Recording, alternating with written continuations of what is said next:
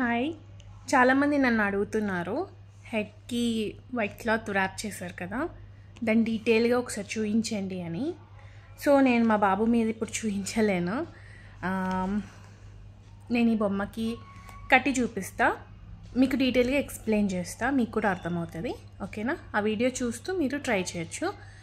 And చాలామంది నన్ను ఏం అడుగుతున్నారంటే 4 months బేబీకి కట్టొచ్చా, 5 months బేబీకి కట్టొచ్చా, అండ్ హెడ్ కూడా చాలా పెరిగిపోయింది, ఇప్పుడు కట్టొచ్చా.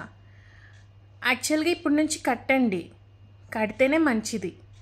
కట్టాల్సింది ఎప్పటి నుంచో, కానీ ఇప్పుడైతే కట్టండి. నేను చూపించిన విధంగా అయితే కట్టి చూడండి, మీకే రిజల్ట్ వస్తుంది.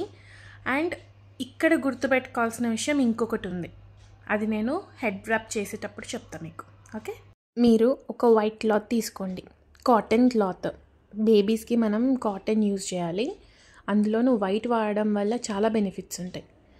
ఈ వైట్ క్లాత్ని స్క్వేర్ షేప్లో కట్ చేసుకొని దాన్ని మళ్ళీ ట్రయాంగిల్ లాగా తీసుకురావాలి, అంటే 2 కార్నర్స్ని ఒక దగ్గర తీసుకురావాలి. ఇప్పుడు మనం బేబీని ఒక కంఫర్టబుల్ పొజిషన్లో పడుకోబెట్టేసి ఫస్ట్ హెడ్ చుట్టూ ఇట్లా ర్యాప్ చేసుకొని 2 ఎడ్జెస్ని, రైట్ హ్యాండ్ సైడ్లో ఉన్న ఎడ్జ్ని లెఫ్ట్ హ్యాండ్కి, లెఫ్ట్ హ్యాండ్ సైడ్ ఎడ్జ్ని రైట్ హ్యాండ్కి షిఫ్ట్ చేసుకోవాలి.